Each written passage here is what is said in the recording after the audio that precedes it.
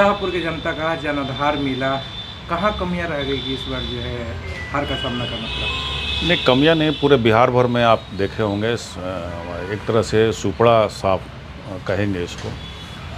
और यहाँ चुनाव जो हमको लगता है जो बिहार में भी जो विधानसभा चुनाव हुआ वो एकदम सरकार के पक्ष में गया है चुनाव। और सरकार ने जो स्ट्रैटेजी तैयार की थी जनता के लिए, एजेंडा तैयार किया था, उस पर माननीय मुख्यमंत्री जी और सरकार जो है सफल हो गई। शाहपुर कितना चुनौतीपूर्ण? चुनौतीपूर्ण तो चुनाव होता है, सभी चुनाव हम पहले भी बोले हैं चुनौतीपूर्ण रहा है, लेकिन हम लोगों ने काम किया था और काम के आधार पर गए थे, शांति के आधार पर गए थे। किसी को हम 10 सालों में किसी को हमने तंग नहीं किया। फोकस था कि मैक्सिमम काम हम लेके आए, उसी आधार पर हम गए थे। लेकिन सरकार का बोले एजेंडा जो था, सरकार ने जो विश्वास में लिया महिलाओं को और जो जीविका को जो पैसा इन लोगों ने पहुंचाया या वृद्धा पेंशन का पैसा पहुंचाया, उसका काफ़ी असर हुआ। और लगभग मान के चलिए महिलाएं का जो भरोसा रहा वो सरकार के पक्ष में रहा। काम के अनुसार आपने अनुमान भी लगाया था कि 80 से 90 हज़ार मत आएगा आपको। नहीं, हम बोल रहे थे किसी को आएगा, हमने नहीं कहा हमको आएगा, लेकिन हमने कहा कि जीतने वाले प्रत्याशी को लगभग 90 हज़ार आना चाहिए। मैंने हमेशा कहा है, क्योंकि जो मत परसेंटेज था वो 22,000 वोट बढ़ा था। और पिछला जो और भी वोट जो पिछला 15 में जो चुनाव, मतलब 20 में चुनाव जो इंडिपेंडेंट लोग थे, उसका भी मत बढ़ा था।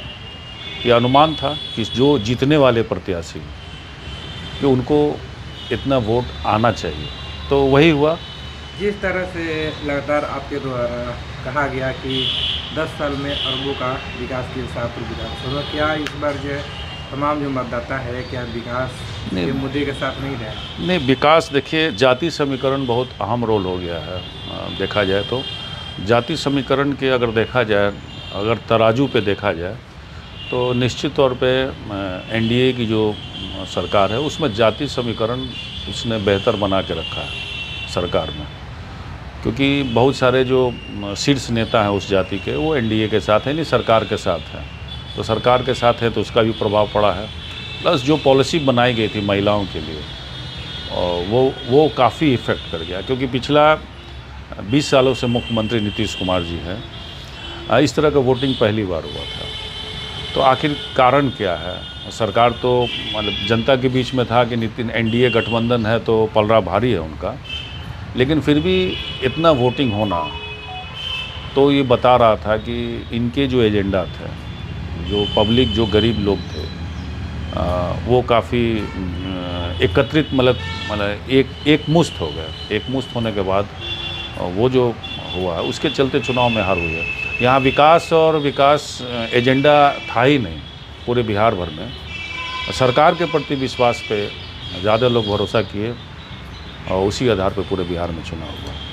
जिस तरह से जो है कि चुनाव प्रचार प्रसार के दौरान आपके द्वारा ये कहा जा रहा था कि अपराधी पुत्र को टिकट मिला है, और राकेश ओझा की तरफ से भी ये कहा जा रहा था कि जो अपराधी जो लोग हैं उनको लेके आप घूम रहे हैं, 302 को मुद्दा लेके। क्या लग रहा है कि इसकी वजह से जो तमाम हम किसी को विधानसभा के लोग हैं वो गोलबंद होना चालू? नहीं, उसके चलते गोलबंद नहीं हुए। तो पिछले बार भी हम चुनाव उन लोग साथ थे, मेरे पिछले बार भी उन लोग साथ। पहले ट्रांसपेरेंसी नहीं था, पहले था, लेकिन इस बार देखा गया कि देखिए साथ में चुनाव प्रचार नहीं, प्रचार में हम तो किसी को बुलाते नहीं हैं।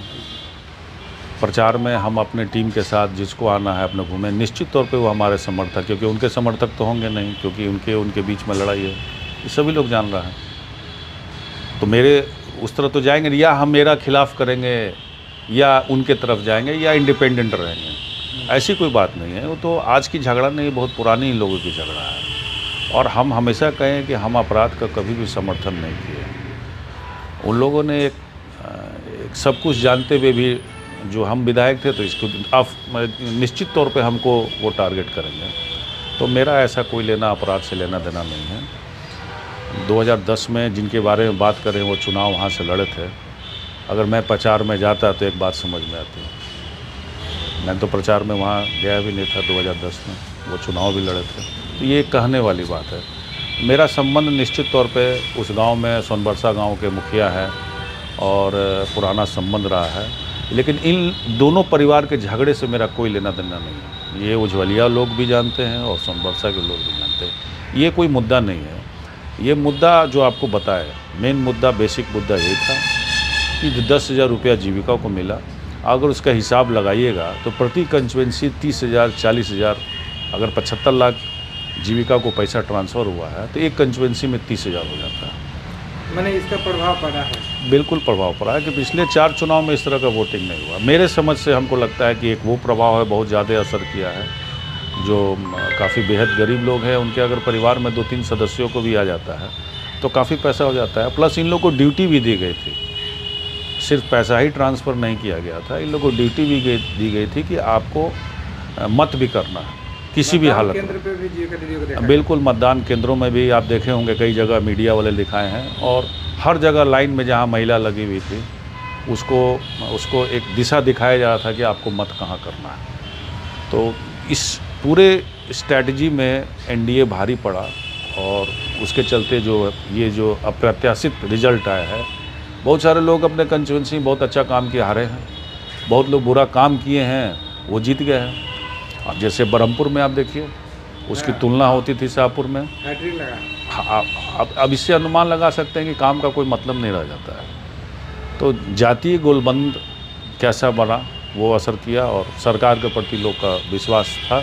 पिछड़ा, अति पिछड़ा, दलित, महादलित जो राजद दावा करता है उस वोटरों पे, तो क्या उसका भी कारण यही रहा कि 10,000 जो डायरेक्ट ट्रांसफर हुआ खाते में जीविका दीदी के माध्यम से, हाँ, बिजली 125 यूनिट फ्री रहा, 400 से 1100 जो पैसे वो मिला, तो इसका प्रभाव रहा। इसका प्रभाव बिल्कुल चुनाव में रहा, क्योंकि देखिए ये आचार संहिता के पहले ये पॉलिसी बना दी गई थी, लेकिन पैसा ट्रांसफ़र तो आपको चुनाव तक हुआ।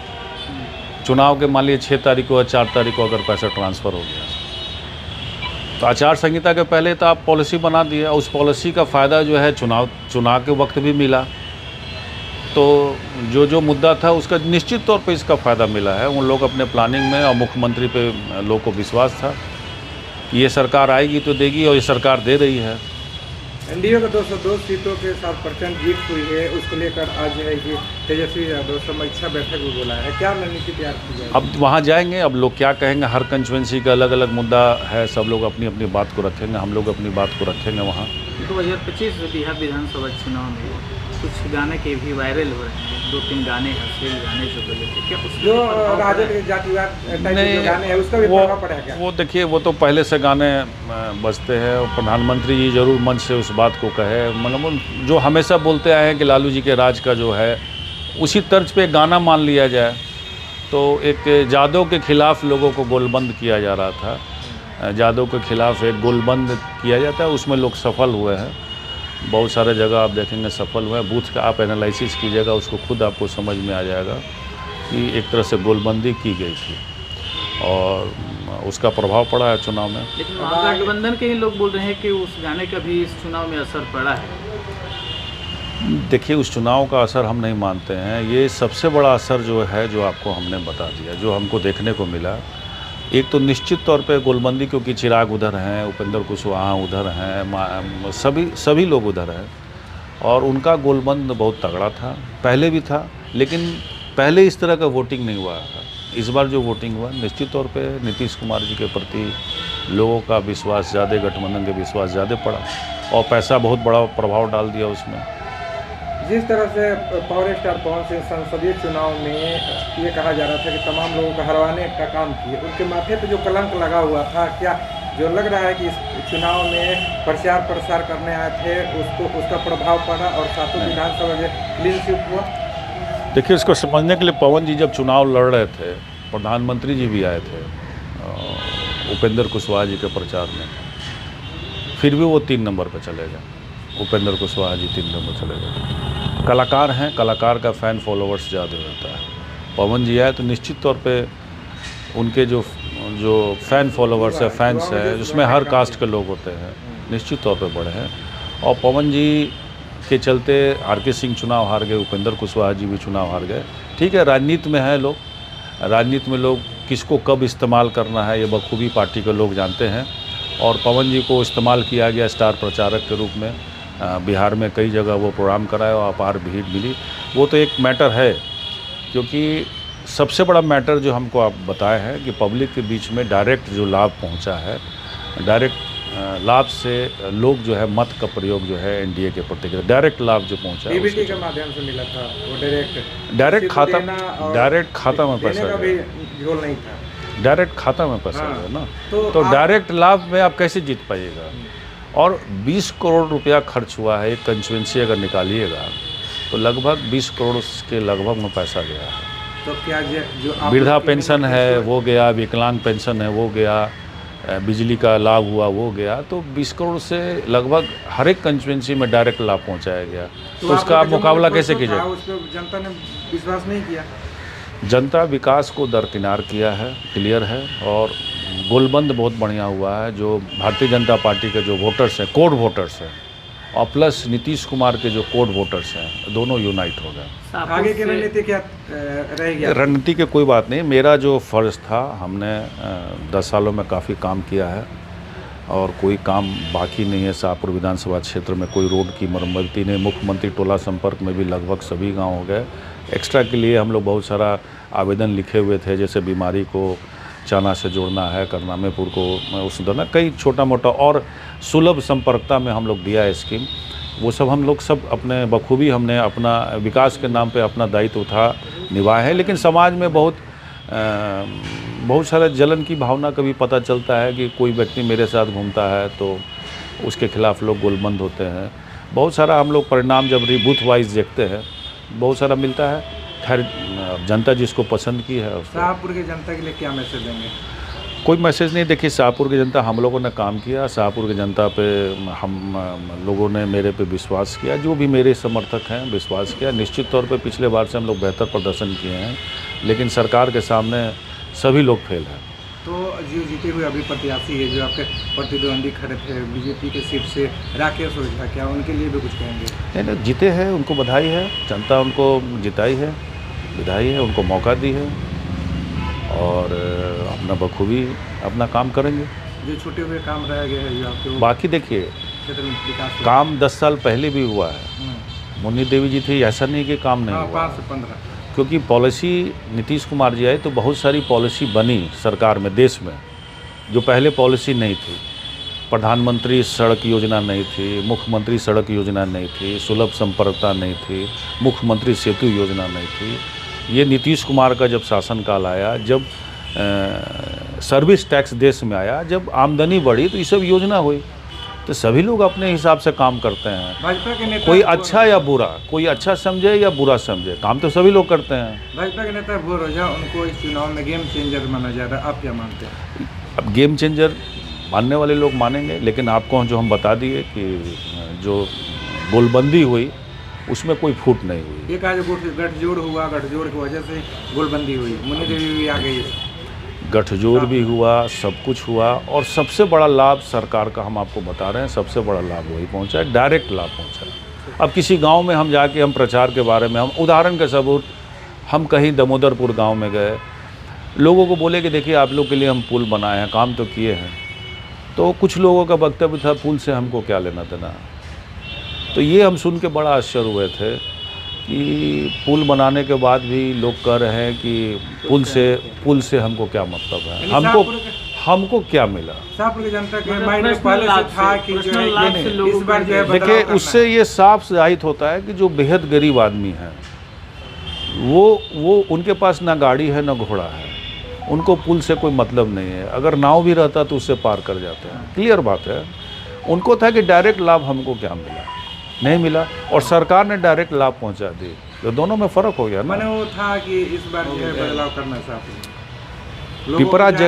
पिपरा जगदीश गांव का उदाहरण आप ले लीजिए। वहाँ सड़क पहुंचा दिया गया, उस हिसाब से मत वहाँ नहीं मिला, जो उम्मीदें थी वो नहीं मिला।